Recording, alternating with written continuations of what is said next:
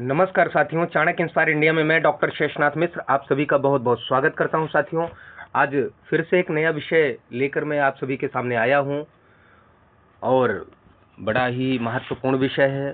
हालांकि जो भी हम लोग यहां पर विषय डिस्कस करते हैं वो सब बहुत महत्वपूर्ण ही होते हैं, परंतु आज संस्कृत व्याकरण का प्रारंभ करने जा रहे हैं हम लोग। आज की क्लास में संस्कृत व्याकरण का परिचय पढ़ेंगे, ठीक है ना। बहुत सारे लोगों ने पढ़ा भी होगा संस्कृत व्याकरण, परंतु पूरी पृष्ठभूमि, ठीक है, संस्कृत व्याकरण की मैं बताने जा रहा हूं। आप जब संस्कृत व्याकरण पढ़ना शुरू करते हैं तो किस प्रकार से आपको पढ़ना चाहिए, उसका अध्ययन किस प्रकार से करना चाहिए, क्योंकि संस्कृत व्याकरण को लेकर विश्वविद्यालयी छात्रों में बड़ी शंका या बड़ी परेशानी का सामना करना पड़ता है। बहुत सारी परेशानियों का सामना करना पड़ता है, क्योंकि वो सीधे ग्रेजुएशन एमए में आते हैं और वहाँ पर जो पढ़ाया जाता है जिस तरीके से, जो नहीं जिस तरीके से पढ़ाया जाता है वह उनकी समझ से बाहर हो जाता है। कारण कि उनको बेसिक पता नहीं होता। अब बेसिक कोई जाकर जो है जो 9th 10th 11th 12th में या उससे भी नीचे की क्लासेज में जो पढ़ाया जाता है, अब वहां जाकर उतना तो न समय होता है शिक्षक के पास। वो मान के चलते हैं कि भाई आपको इतनी सारी चीजें आती होंगी, लेकिन ऐसा होता नहीं है। तो आज मैं उसी विषय को लेकर आपके सामने आया हूं। जो भी साथी अभी तक संस्कृत सीखने से, संस्कृत जानने से वंचित रह गए हैं या किसी कारणवश, किसी समस्या के कारणवश जो है इसमें कमजोर अपने को महसूस करते हैं या कठिन समझते हैं संस्कृत व्याकरण को, वो आज हमारे साथ जुड़कर इस समस्या का निदान कर सकते हैं अपने, ठीक है। संस्कृत व्याकरण का परिचय, जब देखिए जब भी संस्कृत व्याकरण की बात होती है, ध्यान रखिएगा, या सिर्फ संस्कृत की बात हो, तो एक प्रश्न अगर आपके मन में आता है, उठता है, तो बहुत अच्छी बात है कि भाई संस्कृत शब्द का अर्थ क्या है या संस्कृत शब्द बना कैसे। ये व्याकरण की बहुत खासियत है। अभी आगे मैं और डिटेल में जाऊंगा। फिलहाल मैं अभी से आपको वो संकेत देना शुरू कर रहा हूं कि व्याकरण की आवश्यकता क्यों है, व्याकरण क्यों पढ़ा जाए, संस्कृत व्याकरण या किसी का भी व्याकरण क्यों पढ़ा जाए। खासकर किसी के पे तो मैं चर्चा नहीं करूंगा, मैं सीधा अपना काम है संस्कृत व्याकरण की। तो संस्कृत व्याकरण, भाई संस्कृत व्याकरण पढ़ा क्यों जाए। प्रयोजनम मनुद्देश्य मंदोपन्या प्रवर्तते। आपने काव्यशास्त्र पढ़ते समय, भाई मंद बुद्धि भी किसी कार्य में बिना किसी प्रयोजन के प्रयुक्त नहीं होता। तो मैं आपको आगे बताऊंगा कि संस्कृत व्याकरण या व्याकरण क्यों जरूरी है, संस्कृत का व्याकरण पढ़ना क्यों जरूरी है। जरूरी नहीं, बहुत अधिक महत्वपूर्ण है। नहीं तो आप संस्कृत कैसे जानोगे, बिल्कुल भी नहीं जान सकते। इसलिए आज मैं इसी विषय पर चर्चा करने वाला हूं। तो जैसा कि मैं आपसे कह रहा था कि जैसे ही संस्कृत शब्द आया तो आपके मन में एक प्रश्न उठना चाहिए कि आखिर संस्कृत शब्द बना कैसे है। दूसरा प्रश्न यह है कि संस्कृत शब्द का अर्थ क्या है। जिन भी साथी के मन में ऐसा प्रश्न आता रहा है वे तो ठीक है, जिनके मन में नहीं आता रहा है वे अपने से प्रश्न करें, अपने से खुद से क्वेश्चन करें कि मेरे मन में ऐसा क्यों नहीं आया। खैर, आइए मैं उसी पर चल रहा हूं। संस्कृत, यहाँ देखिए मैं मतलब सारा कंटेंट भी लिख के लाया हूं जिससे आपको जो है नोट्स बनाने की भी जरूरत ना पड़े, यहां से आप आराम से जानकारी ले सकें। संस्कृत शब्द जो है सम उपसर्ग, सम उपसर्ग, संस्कृत में 22 उपसर्ग होते हैं। मैं उसको भी पढ़ाऊंगा। फिलहाल अब अभी यहाँ जितने की जरूरत है उतना ही जो है विषय समझने का प्रयास करते हैं। सम उपसर्ग पूर्वक, अर्थात सम उपसर्ग क्री धातु कृता प्रत्यय लग कर संस्कृत शब्द निष्पन्न होता है।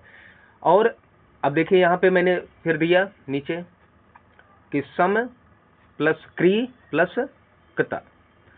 तो जो सम और क्री है इसके बीच में सुट का आगम होगा, टा के नीचे हलंत होगा सुट में, ध्यान रखिएगा। अब इसका जो है ना, जो उकार है वह समाप्त हो गया, जो टा है वह समाप्त हो गया। यह प्रक्रिया का हिस्सा है। आगे मैं जो है इत संज्ञक जो सूत्र हैं सारे मैंने जो है इसमें जो है इस क्लास में लेकर आया हूँ, और मैं वहाँ समझाऊंगा कि कैसे सुट में सिर्फ सा बचा, सा भी आधा सा बचा, तभी तो सम्स सा में जो सम उपसर्ग है उसमें उस सा में माँ जो है ऊपर अनुस्वार हो गया, फिर एक आधा सा देखेंगे, फिर क्री देखेंगे, फिर ता, कथा में का समाप्त हो जाता है, उसकी भी संज्ञा हो जाती है, ता ही बचता है। तो सम उपसर्ग सुट आगम क्री धातु कता प्रत्यय से मिलकर संस्कृत शब्द निष्पन्न होता है, मतलब बनता है। अब आप समझ गए। अब आपसे कई बार प्रश्न पूछा गया है, चाहे वो टेट में हो, सी टेट में हो, या कभी कभी टीजीटी पीजीटी वगैरह में भी ऐसे प्रश्न आ जाते हैं। हालांकि अब नेट जेआरएफ या असिस्टेंट प्रोफेसर में तो ऐसे प्रश्नों की अपेक्षा नहीं होती, परंतु कभी भी आपको ये चकित कर सकते हैं, चौंका सकते हैं ऐसी चीजें देकर। इसलिए आप सावधान रहिए। जो भी मैं पढ़ा रहा हूं उससे बाहर परीक्षा में एक भी प्रश्न नहीं आएगा, इसकी गारंटी है।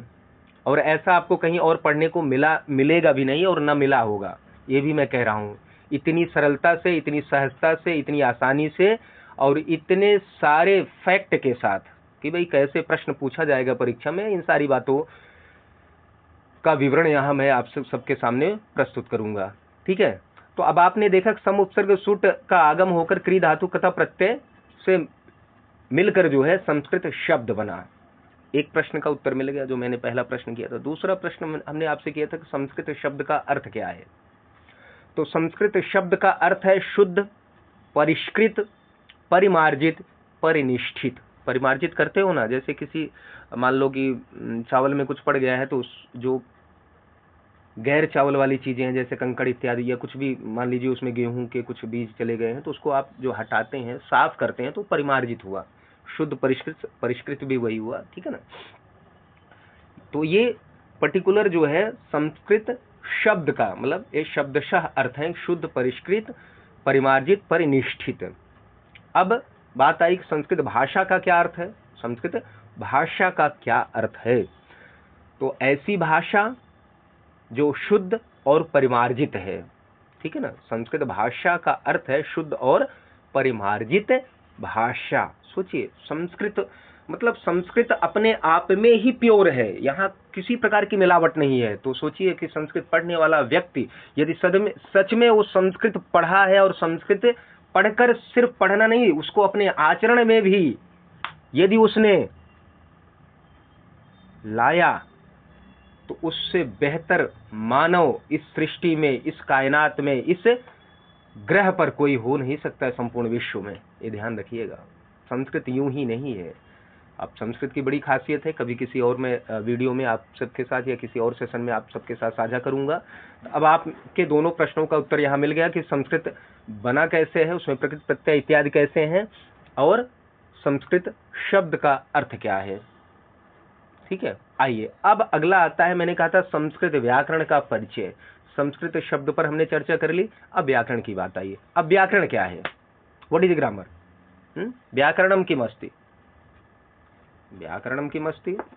तो देखिए व्याकरणम किम अस्ति। व्याकरण शब्द बना कैसे, मतलब उसकी प्रकृति प्रत्यय क्या है, उसकी व्युत्पत्ति क्या है, उसका अर्थ क्या है, इन सभी चीजों की चर्चा जो है इस क्लास में होगी। इसीलिए कह रहा हूं कि ये फाउंडेशन बैच है, मतलब आपको बेसिक से सारी चीजें पढ़ाई जा रही हैं। आप इस क्लास को कर लीजिए, उसके बाद देखिए व्याकरण में कभी आपको समस्या नहीं लगेगी, व्याकरण से कभी आपको डर नहीं लगेगा। आइए चलते हैं। व्याकरण शब्द वी उपसर्ग और आंग उपसर्ग, जिसमें ना खत्म हो जाता है, आ ही बचता है, दीर्घ आ। वी एवं कहीं कहीं आपको आ ही लिखा मिलेगा, तो समझ जाना आंग उपसर्ग है। ठीक है ना। तो व्याकरण शब्द वी उपसर्ग एवं आंग उपसर्ग क्री धातु ल्युट प्रत्यय से निष्पन्न होता है। ठीक है। मतलब वी और आंग उपसर्ग इसमें रहेगा, क्री धातु रहेगी, ल्युट प्रत्यय रहेगा, ये सब मिलकर व्याकरण शब्द बनते हैं। ठीक है। तो बन क्या गया, व्याकरणम।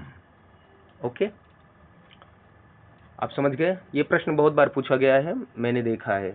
ठीक है ना। असिस्टेंट प्रोफेसर वगैरह में तो नहीं पूछा जाता, या नेट जेआरएफ में नहीं पूछा जाता। और ये क्लास है ना, ये आपकी क्लास जो है, चाहे वह UGC NTA UGC net JRF हो, चाहे हिंदू स्टडीज हो, चाहे GDC UP GDC assistant professor हो, चाहे एलटी ग्रेड हो, चाहे जीआईसी पीजीटी हो या टीजीटी पीजीटी, मतलब संस्कृत की कोई भी परीक्षा हो, वहां पर संस्कृत व्याकरण जो लगा है वो सेम ये सब चीजें वहां पर हैं।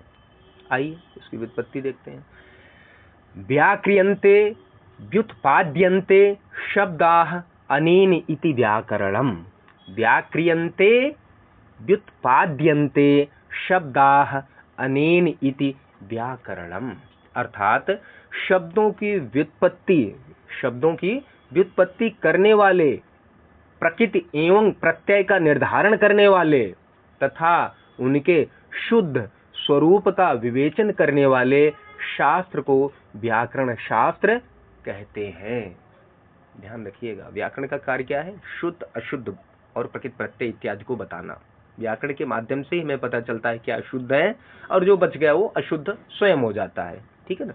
यदि बहुत ही हम लोग सरल भाषा में कहें तो जिसके माध्यम से शब्दों की व्युत्पत्ति अथवा निष्पत्ति बताई जाए वह व्याकरण है। व्याकरण को पद शास्त्र या शब्द शास्त्र भी कहा जाता है। बहुत इंपॉर्टेंट है, ध्यान रखिएगा, आता है प्रश्न की पद शास्त्र किसे कहते हैं या शब्द शास्त्र निम्न में से कौन है या किसे कहा जाता है। तो व्याकरण को ही पद शास्त्र या शब्द शास्त्र भी कहा जाता है। ठीक है, कितनी बात हमारी संस्कृत पे बात हो गई, व्याकरण पे बात हो गई। अब आइए व्याकरण का प्रयोजन क्या है, व्याकरण क्यों पढ़ना चाहिए। ठीक है ना।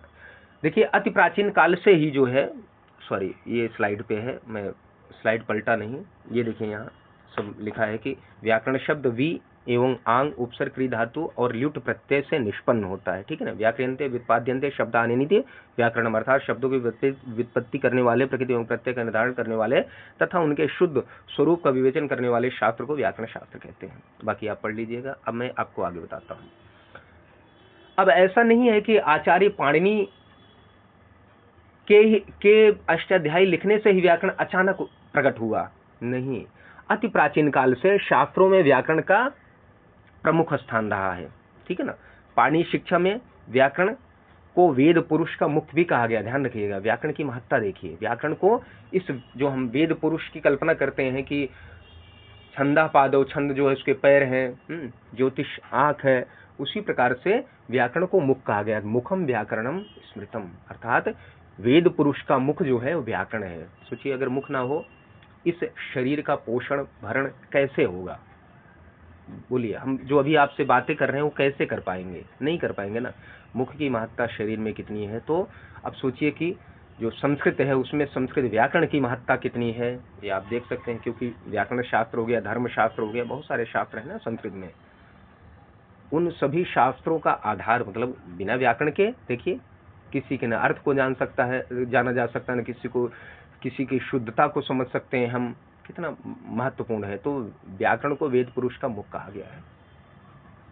व्याकरण शास्त्र अनादिकाल में भारतीय चिंतन का एक अनिवार्य अंग रहा है। मैंने कहा ना कि ऐसा नहीं है कि अष्टाध्यायी लिखने से ही अचानक व्याकरण प्रकट हुआ, नहीं।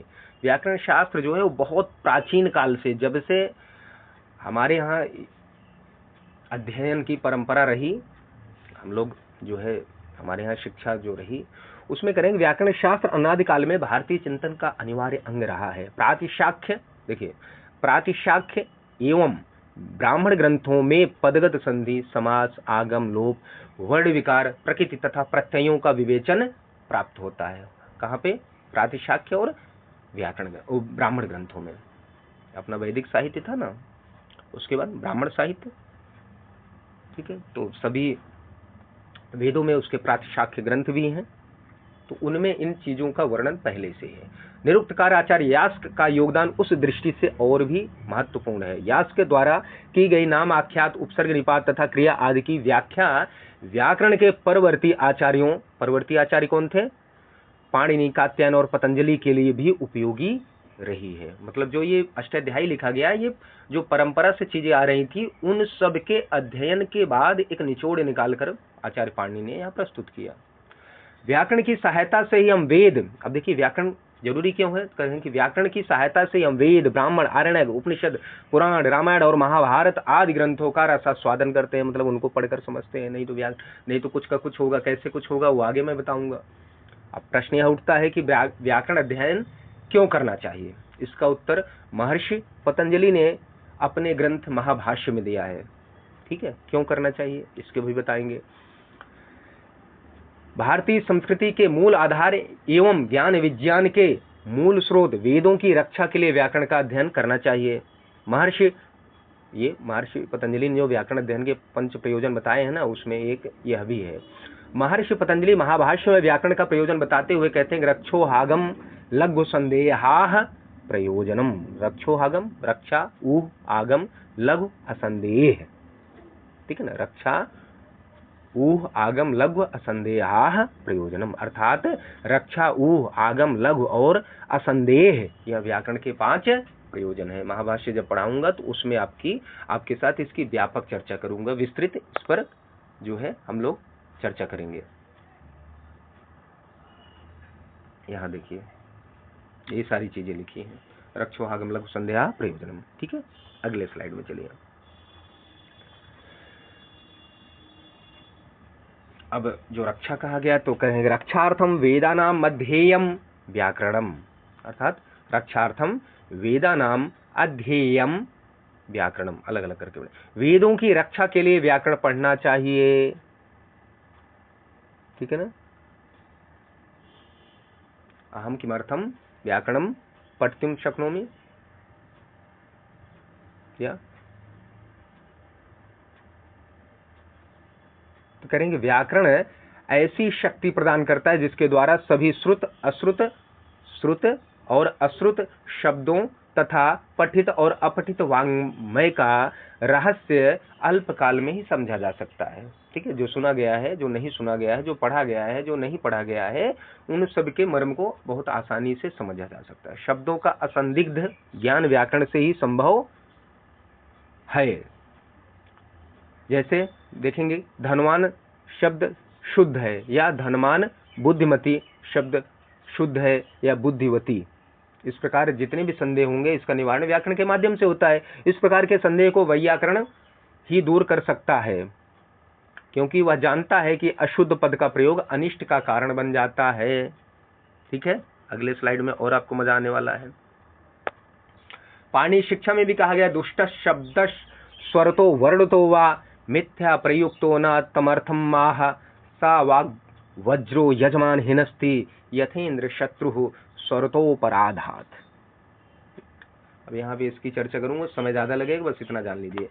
आगे इसको जो पाणिनि शिक्षा भी पढ़ना है ना, तो उसमें विस्तार से चर्चा करेंगे। आइए फिर महर्षि महाभाष्य में महर्षि पतंजलि जो है महाभाष्य में व्याकरण की परिभाषा करते हुए कहते हैं, या महर्षि महाभाष्य में व्याकरण की परिभाषा करते हुए पतंजलि जी कहते हैं कि लक्ष्य लक्षणे व्याकरणम, लक्ष्य लक्षणे व्याकरणम, अर्थात लक्ष्य के लक्षण का कथन करने वाले शास्त्र को व्याकरण कहा जाता है। लक्ष्य के लक्षण का कथन करने वाले शास्त्र को व्याकरण कहा जाता है। बस टू द पॉइंट अभी समझिए।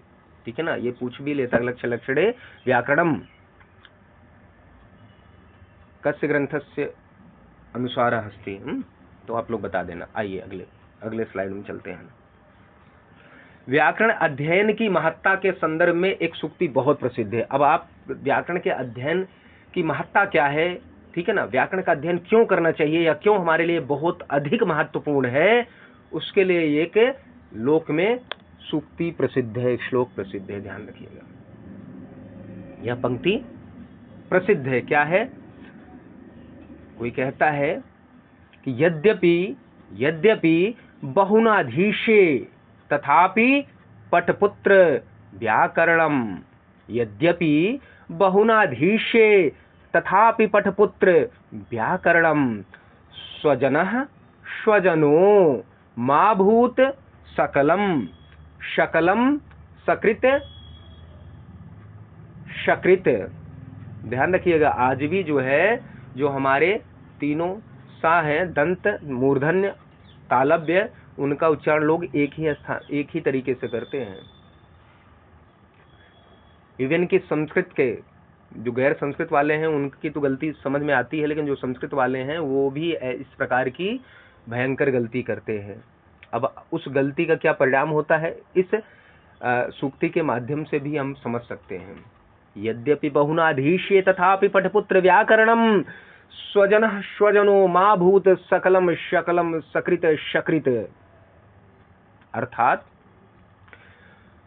यद्यपि बहुनाधीश्ये मतलब यद्यपि अर्थात यद्यपि बहुत ज्यादा नहीं पढ़ सकते हो तो कम से कम व्याकरण पढ़ लो। यद्यपि बहुनाधीश्ये तथापि पठपुत्र व्याकरणम करें कि यद्यपि बहुत अधिक नहीं पढ़ सकते हो फिर भी व्याकरणम पठपुत्र, हे पुत्र व्याकरण पढ़ो। ठीक है ना, हे पुत्र बहुत ज्यादा नहीं पढ़ सकते हो फिर भी व्याकरण पढ़ लो, डैडी जी बोल रहे हैं। ठीक है, या गुरु जी बोल रहे हैं। एक पिता के समान गुरु भी पिता के समान ही होता है, इसलिए वंश परंपरा में एक गुरु की एक वंश परंपरा होती है, एक जो कुल खानदान से चला आ रहा है वह उनकी भी एक वंश परंपरा होती है। तो कह रहे हैं ना कि यदि बहुत अधिक नहीं पढ़ सकते हो तो हे पुत्र कम से कम व्याकरण तो पढ़ लो, मतलब फिर भी व्याकरण तो पढ़ ही लो, अन्यथा क्या हो जाएगा, अन्यथा कहीं स्वजना है। अब देखिए स्वजन का क्या अर्थ होता है, अपने जन, अपने लोग कहते नहीं कि ये हमारे स्वजन हैं। जब अर्जुन युद्ध भूमि में गए ना तो उनको मोह हो गया कि भाई ये तो अपने स्वजन हैं, अपने ही लोग हैं, इनको मारकर मैं ये राज्य क्या करूंगा प्राप्त करके, ये सारे ऐश्वर्य। तो खैर कोई नहीं, तो कह रहे स्वजन अपने जन की जगह स्वजन कुत्ता जन। देखिए सा मतलब दंत सा की जगह हमने तालब श प्रयोग कर लिया तो उससे देखिए अर्थ का अनर्थ हो गया। जहां पर स्वजन माने अपने जन था वहां स्वजन कहने से कुत्तों के जन, मतलब कुत्ते के लोग हो, मतलब कुत्ते के प्रजाति के हो, कुत्ते के भाई बंधु हो, उसके रिश्तेदार हो। व्याकरण की महत्ता देखिए मेरे मित्रों, न बन जाए अन्यथा कहीं स्वजन अपने जन की जगह स्वजन कुत्ता जन ना बन जाए। इसी तरह सकलम, सकलम का अर्थ है संपूर्ण, कहते नहीं सकल विश्व, मतलब संपूर्ण विश्व। सकलम की जगह, सकलम अर्थात संपूर्ण की जगह शकलम टुकड़ा ना हो जाए। अब हम तो कह रहे हैं कि संपूर्ण विश्व, हमने कहा कि सकलम विश्वम, और अब बोलने वाला बोल रहा है शकलम विश्व, तो समझने वाला तो यही समझेगा ना कि टुकड़ा विश्व। तो इसलिए देखिए इसी तरह सकलम संपूर्ण की जगह शकलम टुकड़ा ना हो जाए। फिर अगला करें सकृत, सकृत माना बार बार एकस्याप सकृत, उसमें आता है जब आप अनुप्रास अलंकार में जाएंगे, ठीक है ना, तो उसमें आपको ये मिलेगा। तो सकृत माने होता है एक बार के स्थान पर, सकृत एक बार के स्थान पर शकृत, शकृत माने विष्ठा होता है। अब इसकी मैं और चर्चा नहीं करूंगा, आप जानते हैं, सब फ्रेश होने जाते हैं ना, तो वही है ना हो जाए। सोचिए आपने कहा सकृत, और मतलब आप कहना सकृत चाह रहे हैं लेकिन बोल शकृत रहे हैं, तो अर्थ का कैसे अनर्थ आप कर रहे हैं ये स्वयं देख सकते हैं। और इन सबको जानने का जो आधार है वह संस्कृत का व्याकरण है, वह व्याकरण है। ठीक है ना, तो व्याकरण के लिए मतलब ये व्याकरण क्यों पढ़ना चाहिए या व्याकरण क्यों महत्वपूर्ण है, व्याकरण पढ़ना क्यों बहुत अधिक महत्वपूर्ण है, इस एक सूक्ति एक पद के माध्यम से आपको अब समझ में आ गया होगा। ठीक है, व्याकरण के लिए शब्दानुशासन शब्द का भी प्रयोग होता है, यथा अथ शब्दानुशासनम, है ना। खैर आगे चलिए, अब व्याकरण की परंपरा की एक संक्षिप्त चर्चा कर लेते हैं। अब मैंने आपसे कहा था ना कि अचानक ऐसा नहीं है कि व्याकरण पाणिनि जी प्रकट हुए और व्याकरण उन्होंने लिख दिया, उसके पीछे बहुत बड़ी परंपरा रही है। संस्कृत व्याकरण की परंपरा बहुत प्राचीन, बहुत ही प्राचीन है। तैत्तिरीय संहिता में यह उल्लेख है कि इंद्र ने संस्कृत भाषा के प्रथम व्याकरण की रचना की थी। कहां पर, ये आपसे प्रश्न पूछ सकता है, ठीक है ना, कि संस्कृत भाषा के प्रथम व्याकरण की या व्याकरण की जो प्रथम उल्लेख है वह किस संहिता में है, तो तैत्तिरीय संहिता में। ठीक है ना, इंद्र ने संस्कृत भाषा के प्रथम व्याकरण की रचना की थी। यह कहां से हमें ज्ञात होता है, तैत्तिरीय संहिता से। महर्षि पतंजलि के महाभाष्य में संकेत मिलता है कि इंद्र के पहले भी व्याकरण शास्त्र का अस्तित्व था। कहां पे मिलता है, तो जो महर्षि पतंजलि ने महाभाष्य लिखा था उसमें यह संकेत मिलता है। तो ये कैसे रहा? तो इंद्र ने बृहस्पति से व्याकरण विद्या का अध्ययन किया था, ठीक है ना। इंद्र ने बृहस्पति, आचार्य बृहस्पति जानते हैं इंद्र देवताओं के गुरु हैं। इंद्र ने बृहस्पति से व्याकरण का, अब जाहिर सी बात है कि देवताओं के गुरु हैं तो देवता लोग ही उनसे अध्ययन करेंगे ना, तो इंद्र भी तो देवता हैं। खैर आइए, इंद्र ने बृहस्पति से व्याकरण विद्या का अध्ययन किया था। ब्रह्मा से बृहस्पति ने, देखिए अब कहाँ से परंपरा आ रही है, उस परंपरा का मैं वर्णन यहाँ कर रहा हूँ, उसका जिक्र कर रहा हूँ, उसके बारे में बता रहा हूँ। ब्रह्मा से बृहस्पति जी ने व्याकरण सीखा, अध्ययन किया। बृहस्पति से इंद्र ने व्याकरण का अध्ययन किया। इंद्र से भरद्वाज मुनि ने व्याकरण का अध्ययन किया। अब भरद्वाज ने ऋषियों को, अर्थात भरद्वाज जी से ऋषियों को, और ऋषियों ने ब्राह्मणों को व्याकरण का अध्ययन कराया। ये है हमारी परंपरा। कहा भी गया है कि ब्रह्मा बृहस्पतये प्रोवाच बृहस्पतिरिंद्राय इंद्रो भरद्वाजाय ऋषिभ्यः ऋषयः ब्राह्मणेभ्यश्च। ओके, आगे बढ़ जाइए। अब ये परंपरा की बात हुई। अब आ गए हम लोग पाणिनि पर, ठीक है ना। अब अष्टाध्यायी, अर्थात पाणिनि पर भी आ गए, अष्टाध्यायी पर भी आ गए। पाणिनि के बारे में, आचार्य पाणिनि के बारे में दाक्षी पुत्र थे। शालातुर ग्राम में इनका जन्म हुआ था, शालातुरी भी कहा जाता है। इनके बारे में हमने एक अलग से जो है वीडियो में आपसे बहुत विस्तृत चर्चा कर दी है। सभी व्याकरण के आचार्यों की चर्चा वहां पर हमने कर दी गई है। आप आराम से जाकर वहां पर उस वीडियो को देखकर अध्ययन कर सकते हैं, पढ़ सकते हैं, ठीक है। आगे चलते हैं।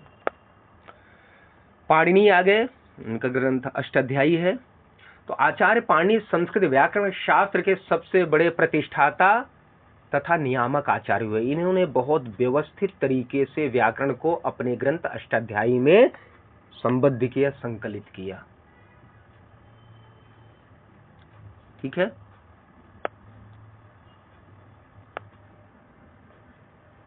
अब आपने यह तो सुना ही होगा ना कि आचार्य पाणिनि को किस प्रकार से भगवान शिव ने प्रसन्न होकर और 14 बार डमरू को बजाया और फिर उनको 14 सूत्र मिले और उसको उन्होंने लिखा। वही 14 माहेश्वर सूत्र है। वो आगे मैं वर्ण परिचय में पढ़ाऊंगा, अभी उस पर मैं बिल्कुल नहीं जा रहा हूं।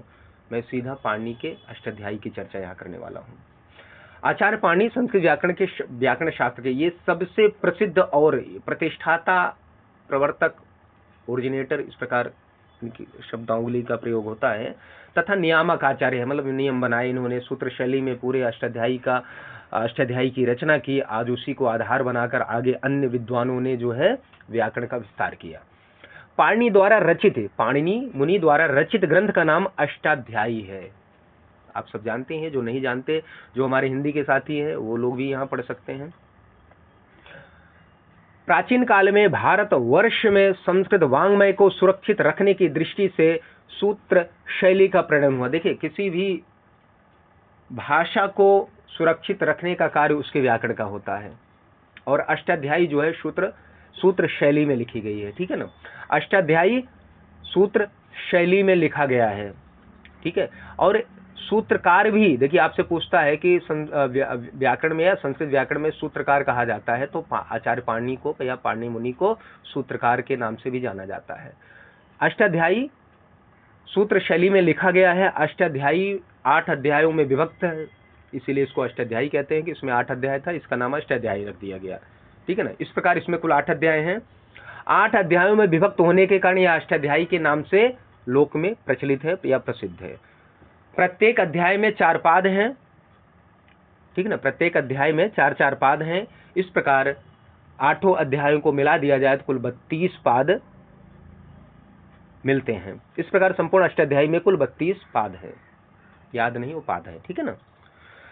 अष्टाध्यायी के 2 पाठ प्रमुखतः मिलते हैं, जो हमें ग्रंथों से जानकारी मिलती है। एक है लघु पाठ, एक लघु पाठ कहलाता है जो महाभाष्यानुसारी है, ठीक है ना। 2 पाठ हैं, एक है लघु पाठ जो महाभाष्यानुसारी है, दूसरा है वृद्ध पाठ जो काशिकानुसारी है, ठीक है। जो काशिका के अनुसार उसको वृद्ध पाठ कहते हैं, जो महाभाष्य के अनुसार है वह लघु पाठ कहा गया है। अष्टाध्यायी में लगभग 4000 सूत्र हैं, ध्यान रखिएगा। अब और किन किन विद्वानों ने कितने सूत्र माने हैं मैं अगले उसको स्लाइड में दिखाऊंगा।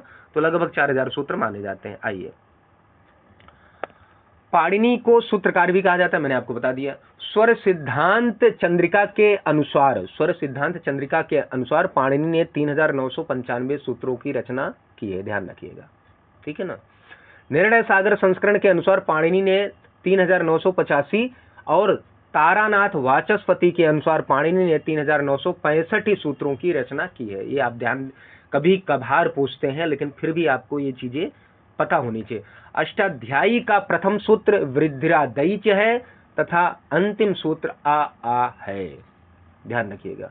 वृद्धिरादैच जो सूत्र है आपका, ये कहते नहीं वृद्धि संज्ञा विधायक सूत्र है, और इसको मंगलाचरण भी कहा गया है, मंगलवाचक भी कहा गया है। खैर, पाणिनि का समय डॉक्टर वासुदेव शरण अग्रवाल ने 500 ईसा पूर्व माना है, ध्यान रखिएगा। इनके समय की भी बात हो गई। अब चलते हैं कात्यायन की तरफ।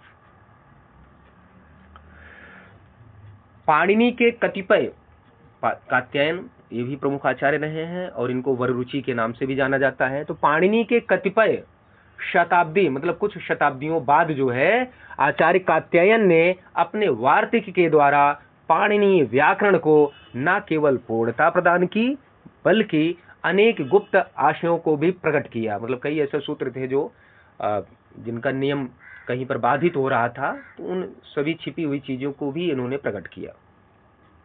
तथा आचार्य पाणिनि के द्वारा अदृष्ट अनेक विषयों पर भी विचार किया, ठीक है ना। वार्तिकों को कोई स्वतंत्र पाठ नहीं होता, ठीक है ना। वार्तिकों का कोई स्वतंत्र पाठ प्राप्त नहीं होता, मतलब वो कहीं ऐसी कोई पुस्तक अलग से नहीं लिखी गई है जो हमें मिलती हो, ठीक है ना।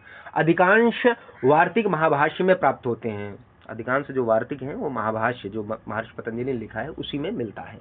पाणिनि सूत्रों में जो न्यूनताएं दृष्टिगोचर हुई, ठीक है ना, जो पाणिनि सूत्रों में जो न्यूनताएं कुछ दिखाई पड़ी कात्यायन को, उन्हीं की पूर्ति के लिए कात्यायन अर्थात वररुचि ने, आचार्य वररुचि ने वार्तिकों की रचना की। अष्टाध्यायी के सूत्रों पर कात्यायन अर्थात वररुचि ने वार्तिक लिखा है। किस पर?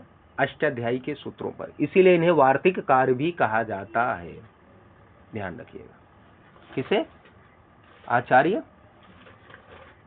कात्यायन को वार्तिककार भी कहा जाता है।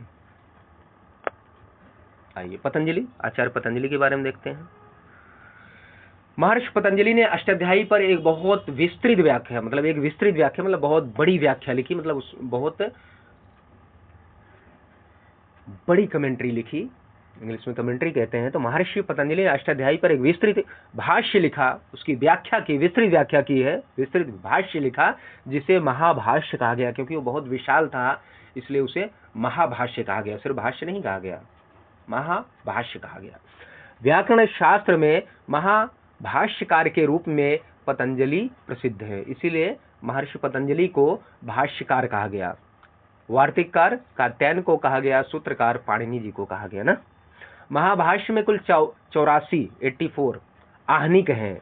पतंजलि ने वार्तिकों के औचित्य एवं उपयोगिता पर अतीव सूक्ष्म दृष्टि से विचार किया। यहाँ पर वार्तिकों और अष्टाध्यायी के सूत्र दोनों हैं, ठीक है ना। अब एक प्रश्न व्याकरण शास्त्र में आपको मिलेगा, त्रिमुनि। त्रिमुनि माने 3 मुनि। तो यहाँ पर जो त्रिमुनि से अर्थ निकल कर आता है, उसका मतलब है व्याकरण के 3 आचार्य। कौन कौन से? पहले पाणिनि, दूसरे कात्यायन, तीसरे महर्षि पतंजलि। त्रिमुनि का अर्थ है 3 मुनि।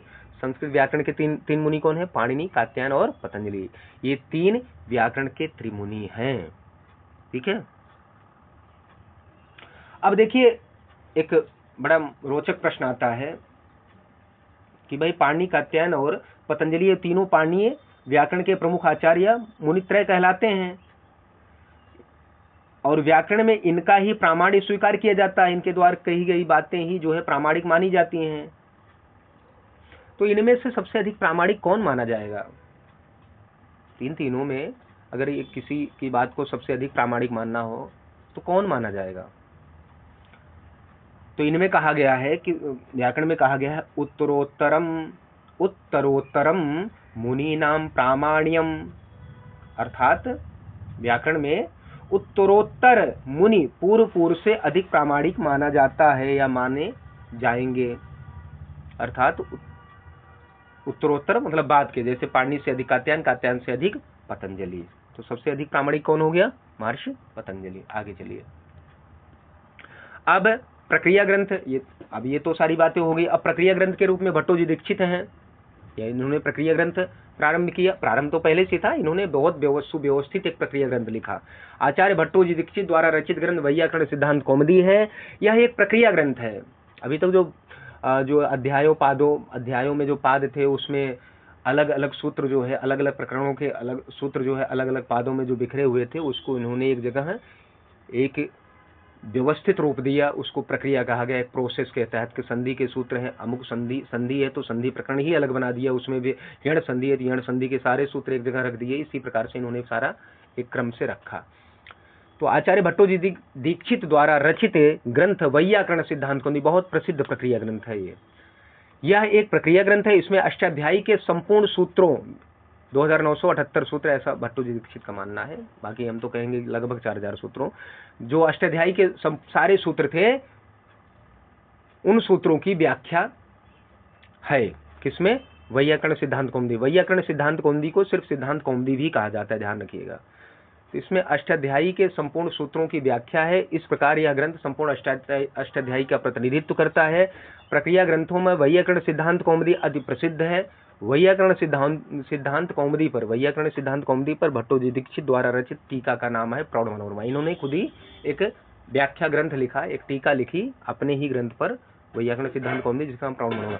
आज बाद में इनके शिष्य वरदराज जी हैं।